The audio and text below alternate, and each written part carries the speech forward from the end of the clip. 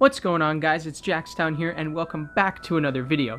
So, as I said in my last video, I was going to start making videos outside of just the realm of sports, and I couldn't be more excited to be making my first video other than sports on my favorite movie series of all time, and that is the Harry Potter films. Now, listen, I think the Harry Potter films are amazing. Each one in its own way is fantastic. I love them all, but I would say there are definitely some movies that are better than others, and that's why I decided to rank each one from worst to best. Now listen, Harry Potter fans are crazy, and they might say many of them will disagree on which movie is the worst, best, and what you may have it. But I just wanted to acknowledge that at first, that listen, this is just my opinion, and many of you might disagree, and that's okay. Just don't, hate on the video. I respect all your opinions, and in fact, if I want to know your opinion, so if you have your own opinion on which movie's the worst to the best, just leave it in the comments section below. And also, I'm going to try to find the pros and cons of each movie so you understand where they rank on this list and why. But it's going to be hard because all these movies have way more pros than cons. So I'm going to just tell you why I believe each movie is deserving of where it is on this list. But just know that this is just my opinion, and I love all the movies and they're all terrific. So I'm kind of just nitpicking here. But without further ado, here are all Harry Potter movies ranked from worst to best. Okay, starting off this list, it's going to be a little bit of a surprise. In my opinion, the worst Harry Potter movie is Harry Potter and the Sorcerer's Stone. Yes, I know a lot of you are going to hate on me for having the first movie, the movie that started it all, as the worst of the worst. But listen, I love this movie. I love all the movies. But when I look back, I would say that this one is the worst or you can say the least good, just because it probably has the least amount of rewatchability. Now, I understand this movie has this movie maybe best demonstrates the magic of Harry Potter, and it's always a good movie for putting you in a good mood. It has that magic in it within the movie, but and it introduces the audience to every character and the whole story beautifully, and it's a wonderful introduction to a great saga of films. But here's my problem with it. It has this children's vibe to the movie. You feel like you're watching a children's movie instead of a movie for all audiences. And listen, it's still enjoyable, but I think it's the fact that the main characters, obviously Harry and Ron and Hermione, they're only 11 years old, and their journey's just starting, and they have this lack of knowledge of the wizarding world. And the reason why I say it is the worst is because when I want to rewatch the movies, I would say this is the one where I'm least tempted to rewatch, because it just kind of explains the obvious that we all know. Now, if you're watching this movie for the first time, then it's great, but we all know that Harry's a wizard, we all know about where wands come from, we all know about, the houses like Slytherin, Gryffindor, Ravenclaw, Hufflepuff, we all know about Hogwarts and all that stuff, and I feel like these characters don't know that, and the fact that they have to be introduced to all that in this movie makes it hard to rewatch more than any other movie. Now, again, and another factor for me is that Ron and Hermione kind of bring this movie down a little bit, because they're introduced as characters, the sidekicks to Harry, obviously, and we all love Ron and Hermione, but my problem is that they're introduced and they seem to be very nice, good friends. But my problem is I don't like their chemistry with each other. Throughout this movie, it makes it seem that each one of these three are supposed to be friends with each other. But in reality, it really seems like Harry and Ron are friends, and Harry and Hermione are friends. But Ron and Hermione aren't friends in that sense that Harry is with the other two. So, and that's my problem, is that they're always sarcastic towards one another. It seems like Hermione's disgusted with Ron, Ron's annoyed by Hermione, and it's just their chemistry lacks, and I think that brings it down a little bit. But I would say the main reason is just that it has the least amount of rewatchability, and it has the vibe of a children's movie more than any other movie, instead of a movie where it's for all ages. So that's why I would say the Sorcerer's Stone is the worst of the Harry Potter films, but it's still great, obviously. All right, so the second worst film in the Harry Potter film series is going to be Harry Potter and the Order of the Phoenix. Now, let me first tell you what I do really enjoy about this movie. This movie, it's almost like the polar opposite of the Sorcerer's Stone. It has a very mature vibe to it. You know, the characters are starting to become, in this movie, they're becoming adults, and you can kind of tell, like, they're becoming more knowledgeable, they're becoming more powerful and capable, like wizards transitioning from young kids to adults in the wizarding world. Like Harry Potter in this film is really, you can tell how powerful he is. You know, in the beginning when he fights off the Dementors and from, you know, saves Dudley's life, and just what he's capable of, and how it almost seems like he changes the weather in the beginning when he points that wand at Dudley. Just all that, you can tell that Harry's maturing. You know, he's powerful. He has that power more than he had in the other movies. And also, this movie comes off a real cliffhanger, because we all know from the Goblet of Fire that Voldemort's back. You know, he was brought back by Wormtail, and we all want to know what's going to happen next. How does the wizarding world react? So there's a lot of intrigue heading into the movie. And I would say maybe the best pros from this movie come from the characters, and the new characters and the returning characters that we hadn't seen in the previous film or films. Like, for example, we see Sirius Black shine in this movie. You know, in the Prisoner of Azkaban, we saw him at the end and how he was a good person. In the Goblet of Fire, there were moments where he was in the fire pit and you could see his face in the form of fire, but we didn't really see the true him. We didn't see him as this parental figure for Harry. We didn't see that before, but in this movie he's there in several scenes. He's really looking out for Harry. You really feel like he is his godfather. And also we see Remus Lupin come back, you know, the best dark arts teacher of all 7 years. You know, Lupin was a big kind of father figure for Harry in the third film. So we get to see him back, and we also get to see new characters introduced, like Tonks, Kingsley, and Luna. You know, these characters are good additions to the story. And who could forget the last battle in the end in the Department of Mysteries in the Ministry, at first with Harry against the Death Eaters, being joined by Sirius and Lupin and all those guys, and then obviously the fight between Dumbledore and Voldemort in the end was just epic. So there's so many great reasons to love this movie. Now, my main problem with this movie is that this movie gets a little dark, and you know, and I like that in some senses, but the problem is this movie doesn't have the magic that a lot of Harry Potter movies have, and that's why I say it's the anti-Sorcerer's Stone, because this movie has moments where you're like, dang, is this Harry Potter? Like, for example, when Harry's having these hallucinations or visions or dreams about Voldemort and how he's really entering inside his mind. You kind of like that. I kind of like that mechanic when, you know, you see the Voldemort's really taking over. But there are some creepy moments, like especially when Harry sees that dream where he is the snake and he's attacking Mr. Weasley, and you know, you just see he's all bloody, and Harry wakes up all sweaty, and you can see Voldemort's taking over, and Harry's just kind of becoming a little bit of an a-hole, you know, like he's just yelling at people. He has a little bit of a temper, and that's not his fault, obviously, but you can see the dark side of this film, and kind of the tone is a little darker than pretty much every other movie. And also Professor Umbridge, her inclusion, she did a great job of being the worst professor ever, but man, is she annoying sometimes. And her laugh, that little that little giggle thing, it's the most annoying thing, and she really just annoys me throughout the entire movie. And also there's this annoying tension between Harry and his friends and the entire wizarding world, and because and not because of anything that Harry, you know, and just because Harry said that Voldemort had come back, and now that they don't believe him, it gives them a reason to now not like Harry or be angry at Harry, even though he didn't do anything. You know, for example, Seamus Finnegan was all mad at Harry because he thinks he lied about Voldemort coming back when he was just telling what he saw. And so this divide between whether or not you believe the Dark Lord is back or not, it's this annoying tension and unnecessary tension that we didn't need to see.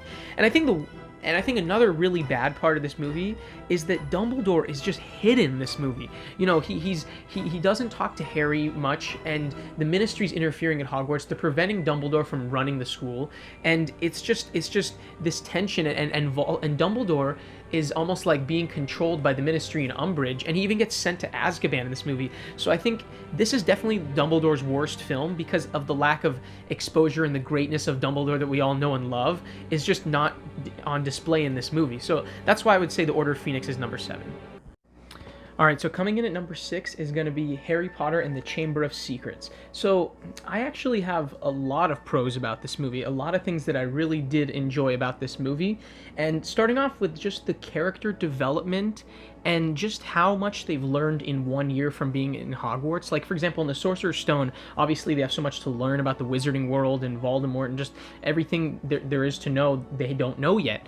And it seems like in that year, in the next year, they kind of just, they know the gist of everything, you know, they just seem so much more knowledgeable. And that also is a good thing in terms of rewatching the movie, because you know what's going on and so do they. So instead of it being like the first one where you know they're about to learn something that you already know, they already know it.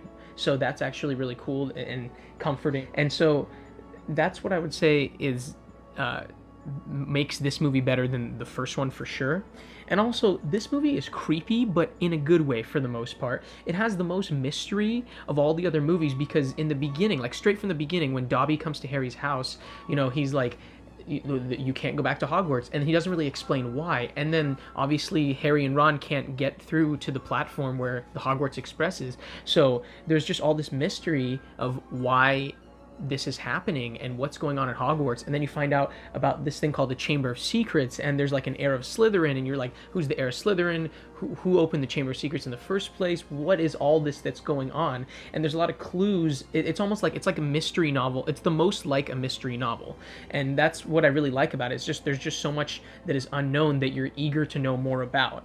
And also, I really love how Voldemort in the first one was kind of just this guy who we knew was a dark wizard and the darkest wizard that the wizarding world had ever seen. But in this movie, you realize that he was not just this dark wizard. At one point, he was a normal student going to Hogwarts just like anyone else, just like Harry, and he was under Dumbledore's guidance and watch.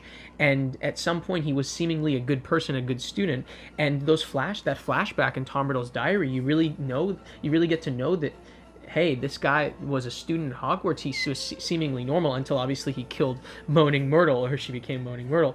And then all that kind of unfolded into Voldemort. So I think those flashbacks, getting to know the history of Hogwarts, about all those people like Salazar Slytherin, and just Voldemort when he was Tom Riddle, he was a student, all that is really cool how they show that history.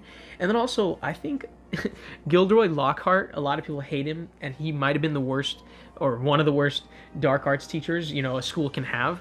But I think he was definitely an idiot, but he was hilarious and entertaining, and I'm glad that the movie had him as kind of that comedy relief, because this movie is pretty creepy, and I think having him there kind of made it added a little bit of humor to it, and kind of good vibes to make the movie a little more upbeat at times when it was really creepy. And also that end fight in the Chamber of Secrets between Harry and the Basilisk was really cool. I thought that was one of the best, most thrilling scenes in any movie, so I think that's what made it great. Now, I actually don't really have too many cons about this movie, other than it is, I think this movie still is kind of like the Sorcerer's Stone, in that these guys are still, you know, 11, they're 12 now, they're still kids, and it still does seem like a children's movie sometimes.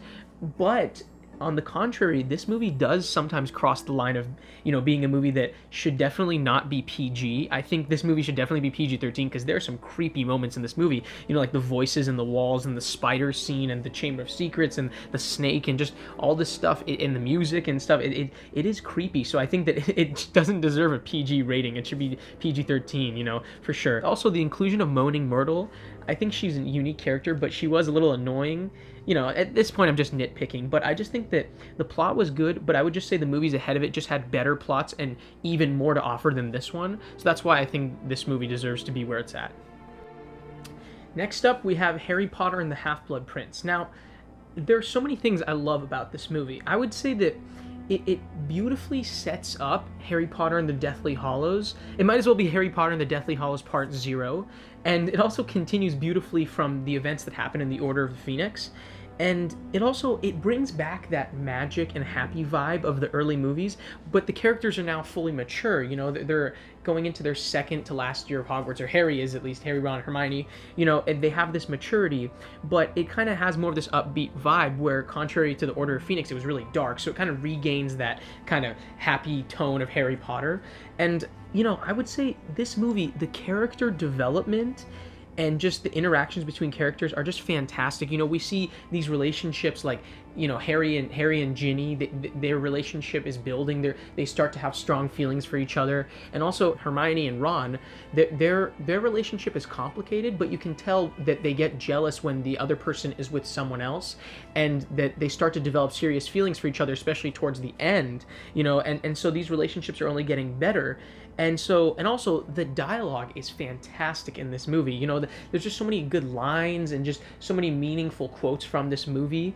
And also the humor was subtle, but it was really good humor. It just tied in really well. It was a nice, subtle, but good humor. And also, maybe the best part of this movie is Dumbledore. Oh my god, he shines in this movie. Like, coming off the Order of Phoenix when he wasn't talking to Harry and everything like that, this movie totally disregards that. Literally, like, first scene, Harry's hitting on this girl in this coffee shop or whatever. He looks across from the subway, and there is Dumbledore. And literally first scene in the movie, he takes him to meet Professor Slughorn, who, was obviously tied to Tom Riddle and everything like that. But throughout the movie, he's always inviting Harry to his office, seeing how he's doing. Also shows him scenes from Tom Riddle's past in the Pensieve and all that. And also that end scene where they go to retrieve that Horcrux, which I'll get into in a little bit. I mean, just Dumbledore this is the Dumbledore movie. He shines. Obviously, what happens to Dumbledore sucks at the end, but, but throughout the movie, it's just Dumbledore. This is really his best movie, I would say, for sure.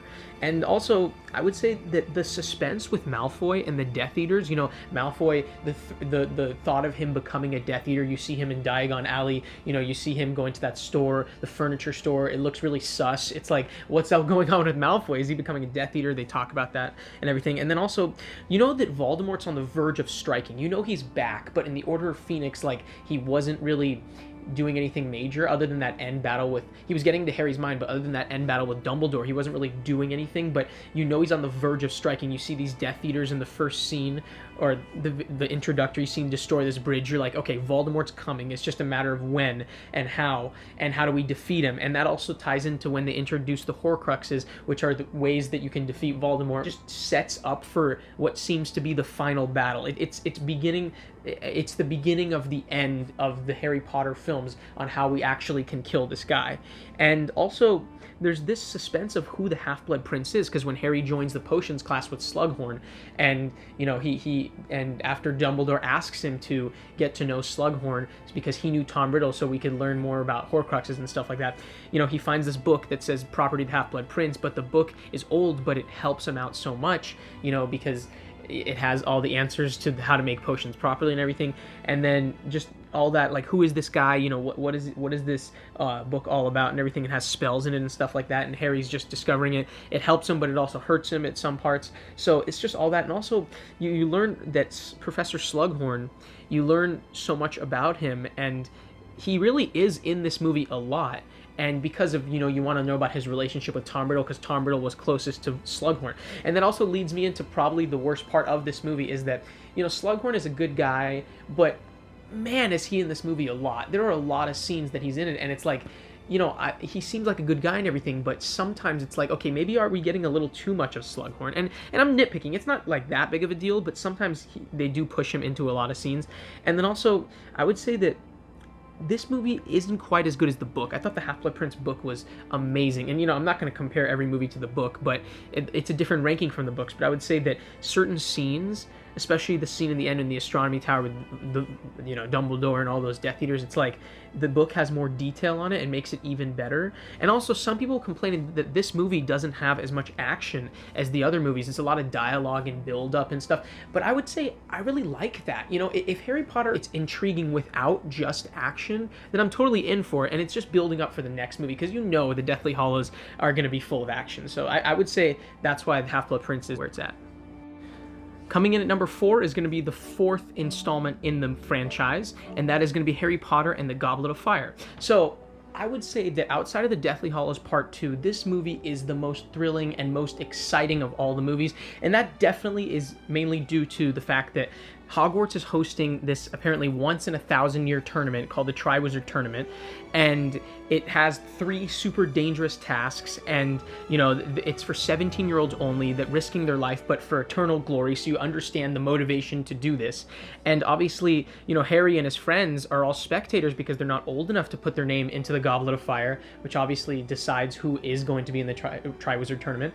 And so someone puts Harry's name into the Goblet of Fire, and we just don't know who. And the suspense of that is just, it's a great suspense. And also we have this new professor, Dark Arts professor, named Mad-Eye Moody, and he kind of is a creepy guy, and you're kind of wondering, why did Dumbledore hire this guy? What's behind this guy? There's something this guy's hiding. And just all that suspense. And then we get the 3 tasks of the Triwizard Tournament. First one, fighting off a dragon. Second one, being underwater for an hour, fighting off mer people in the Black Lake. The third one is the maze and just the mystery of it, the freakiness of it. It's just all the tasks are so exciting, and how all 3 tasks, all the contestants are risking their lives, and it's just, all that is just so exciting to watch. And also, I love the inclusion of the other 2 schools in this tournament. Hogwarts hosting the Triwizard Tournament, there's going to be 2 other schools competing, and that's Durmstrang, which I believe is from Bulgaria, and then we have Beauxbatons, which is from France. And you also learn that, Hogwarts seems to be the center point for all this magic and where magic can be learned and everything, but you also learn that there's other schools where magic is learned, and magic is taught differently, and students are brought up differently, learning different types of spells and all that stuff. So you see the diversity of the wizarding world truly in this one. And also, I love the Yule Ball. That ball scene was awesome. It was pretty insignificant to the movie, but it had some great humorous moments. It was really funny. It was just a really cool thing that I'm glad they added to the movie. And it's kind of like this nice, relaxing relief to a movie that's pretty intense as it is. So having this is a good addition to the movie. And then also, this movie is just so significant. Up until this point, it was probably the most important movie. The last 3 movies were, up until this movie, were definitely significant, but this movie, brings Voldemort back from the dead. Wormtail brings him back in that graveyard scene, and that scene was epic, how Harry fought him off. But that this is getting towards the latter half of the Harry Potter series, where that Voldemort is officially back, and now these guys have to start learning that, hey, this world's changed, and now we have to find a way to defeat this guy because he truly is back. Now, the only cons I would say with this movie is that, and I'm really nitpicking, is that definitely the most annoying part was Ron hating Harry for about 30 to 45 minutes of this film. And it's really annoying because it's obvious that Harry didn't put his name into the Goblet of Fire because he's obviously not old enough, and Dumbledore's not an idiot, so he put a spell around the Goblet of Fire, not allowing him to get in if you're underage. And Ron somehow believed that Harry found some loophole, and even though Harry was honestly, with like a straight face, convincing him, hey, I didn't do it, and as his best friend, he didn't believe him. And that's just really annoying, how he's just not his friend for that time, until obviously the first task where he risks his life and Ron gets convinced and all that. And also, I wish there was more detail and more inclusion of Cedric Diggory in scenes, because I feel like he's in a couple scenes, and you know who he is, but there's not really enough character development. And when he dies in the end, spoiler, sorry, it's just, you feel bad, but you don't feel as bad as maybe other characters, because it's not like they've been building him up for several films. He was introduced in this film, but there wasn't really enough of him to make me feel really bad or get really sad about his death, even though it was sad. But at this point, those are my only complaints. I'm kind of running out of cons at this point, because we're getting into the best of the Harry Potter franchise. So let's move onward. All right, coming in at number 3 is going to be Harry Potter and the Deathly Hallows Part 1. Now, this movie I would just describe as one with just great intensity without necessarily having so much action. I think that this is definitely a movie where you look back and you say, this was a build-up to another movie, and it just continues off of where the Half-Blood Prince left off. They're trying to find these Horcruxes, and Harry's on a mission, but that it's not like it's the final showdown. It's that transition from, now it's time to find these Horcruxes, but we're almost at that final showdown, but we're not there yet. So I think that it's a great setup movie, and also I just love the vibe of the movie. It's dark, but in like the best way possible. And I love how Harry, Ron, and Hermione are on the run, especially like everyone's after them. You know, the Death Eaters are after them. Maybe, you know, obviously Voldemort sent them, but the Death Eaters are after them. These Snatchers are trying to take them later on in the movie. Just all the stuff that's going on, like in the Ministry. The Ministry is just in shambles after Voldemort came back and everything, and Fudge resigned in the last movie and everything. And there's just a new minister, and then you find out he dies after he reads Dumbledore's will to Harry and Hermione. All that stuff is just crazy. And then, so the Wizarding World is essentially falling apart, and there's just so many great scenes in this movie, like starting from the beginning when Harry's in his house and you get all his friends show up, and Hagrid and, you know, Moody and just all these guys from Ministry, Fred, George, you know, Ron, obviously Hermione, and so they all show up and they all become Harry using the Polyjuice potion, and they escape to try to get to Ron's house, the Burrow, you know, and just that scene where they get ambushed by Death Eaters, and just, it's a crazy scene, but it's just like, it throws you right into this movie, and you're like, okay, I'm locked in, and from there on, you're totally into it, and you just know that this is the beginning of the end. And you can just see you can just see the character development also between Harry, Ron, and Hermione. You know, these three guys, they're not going to Hogwarts, they're isolated, they're on the run. You know, you can see this, and also they get this locket, which is the first Horcrux they find in this movie, and actually this whole movie essentially revolves around that locket. It's the first Horcrux, so they kind of need to know how to destroy it. And they take turns when they're trying to figure out a way to destroy it. They take turns wearing the locket around their neck, obviously, and Ron wears it, and he gets agitated because he sees Harry and Hermione kind of interacting, and he thinks they're a thing, even though he thinks he and Hermione are a thing. There's just all this character tension and build-up, and just, you know, between Harry and Ron and Hermione. It's just really cool. The dialogue, just the character development, all that stuff. And like I said, it is creepy and dark, but in the right ways. And I think the music, this like kind of ear-ringing sound and music in the movie just adds to that. And I would just say it is a perfect setup to the final showdown. And you can just sense that showdown's coming the whole way, especially, you know, that last scene in Malfoy Manor, which was really exciting and everything. You can just tell it's all starting to come to an end. Now, my couple cons about this movie are just that there wasn't that much action, but that's not really a con because you know what it is. You know it's a setup movie. You know that Deathly Hallows Part 2 is going to be the one with all the action, so you're not really expecting it. There were some good scenes, but just not that many, but that's okay. I'm totally okay with that, but some people might find that a con. And also, I would say that, you know, we see one scene where these Death Eaters are on the Hogwarts Express, and you can see everyone except Harry, Ron, and Hermione are going back to Hogwarts, but you know that it's not a good place to go.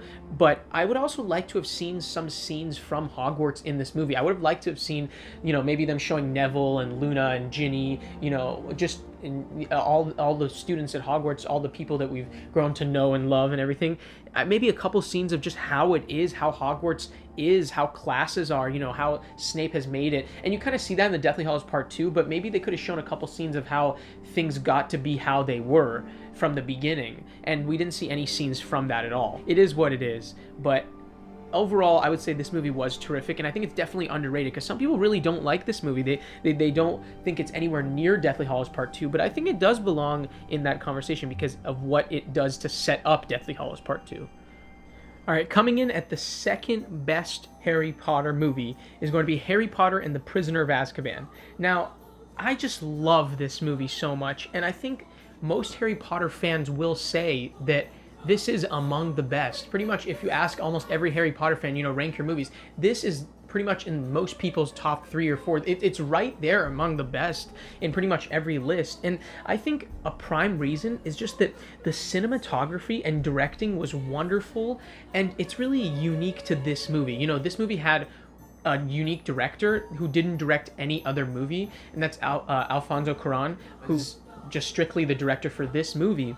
And he did such a good job of just capturing the emotion of the characters and just the tone of the movie with every scene, just by whether it's like the scenery or just how like a transition scene where you see like a leaf falling off a tree, which is like tells about the changing of the season. It's just all that's beautiful. There's like scenes with snow. It just looks so aesthetically pleasing, and it really captures the mood of moments in this movie. And especially like with the Dementors in this movie, they get introduced into the wizarding world or into the Harry Potter films in this movie, and you really see how Harry is truly fearful of these guys. Like, and that's what the music and the scenery and kind of the cinematography and the directing really capture Harry's fear, and you just see that in his eyes and just the way he presents himself and just the music and just all that stuff, and you see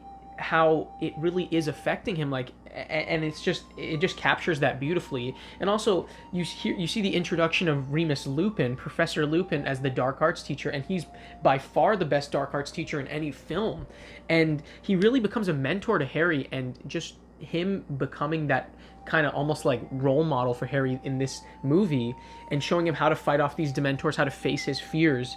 You just, like, it just captures that kind of role model personality of Lupin so well, and it really shows of how good of a guy he is. But there's also a lot of mystery in this movie of, like, Sirius Black. You hear he breaks out of Azkaban and he really wants to kill Harry because there's misinterpreted information about Sirius Black. We all think he's bad, and there's just a lot of surprise, and just the second half of this film is just full of surprise and excitement. In the end, there's a lot of unexpected, and it just is captured so well by the directing, and the directing was by far the best in this movie.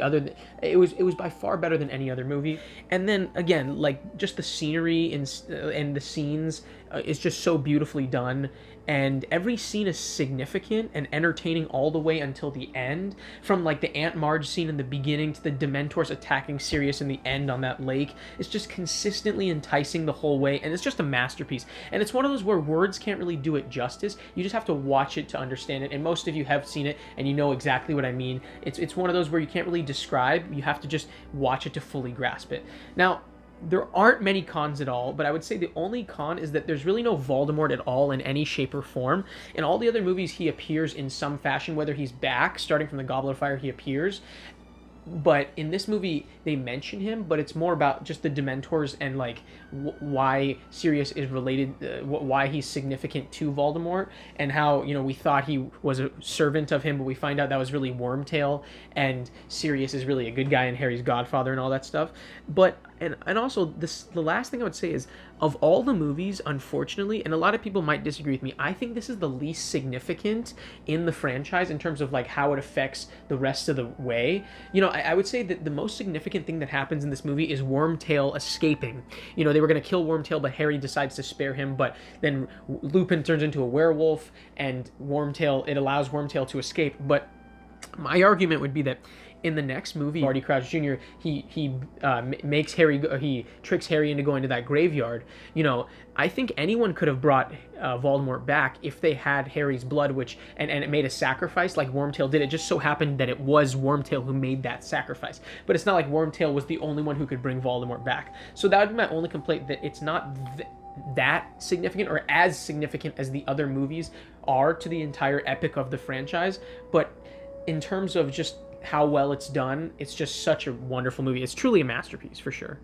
All right, and coming in at the best Harry Potter movie in the franchise is going to be Harry Potter and the Deathly Hallows Part 2. Now listen, this is one of those where I don't need to describe to you why this movie is so great. It's just an epic concluding chapter to an amazing series of films, and it's just unbelievable action the entire way. It's just the epic final showdown of all the characters you have grown to love, all these guys you have seen from when they were 11 years old up until now, all the adults who have grown and been role models and mentors and adult figures in the lives of all these people. They join them for this epic showdown of good versus bad. All this stuff just comes together in this movie, the payoff of all these previous 7 films into this movie, and hands down, the best music in this movie. Now, I've talked about music in the other movies, but, like, from the first scene, the introduction, where you see the title, Harry Potter Deathly Hallows Part 2, with, like, this, like, gospel music kind of, and you're like, I am so locked in. I'm ready. This is it. You can just tell from the music, it's just, all of it, it just sets it up perfectly for what you know is going to be epic. Amazing action scenes, amazing fight scenes, all that stuff. And there's also, you know, good dialogue in this movie for what it is. But there's just a lot of secrets that you don't know. A lot is revealed in this movie, like Snape in the Pensieve, what he reveals. You see he's actually a good person. And it's just, just simply an epic movie and an epic conclusion, and there's really no more words needed. Now, the only cons I would ever have about this movie is just that, and some people might think there isn't enough dialogue or build up, but again, that's what part one is for, you dingus. So this is truly the best movie because it is the payoff of all the other movies and then some. It just finishes, it's just in the most epic way. It's just satisfying. You walk out of it saying, this is the end, but I'm happy how it ended and it was great. So definitely, no questions asked, Deathly Hallows Part 2 tops the list as the best Harry Potter film. Thank you guys so much for watching. I hope you enjoyed the video. If you did, make sure to leave a like and subscribe for great videos in the future. Make sure to hit that bell icon so you can get notified immediately when a video comes out. I would really appreciate and love all your support. You guys are all awesome. Take care. See you guys in the next video.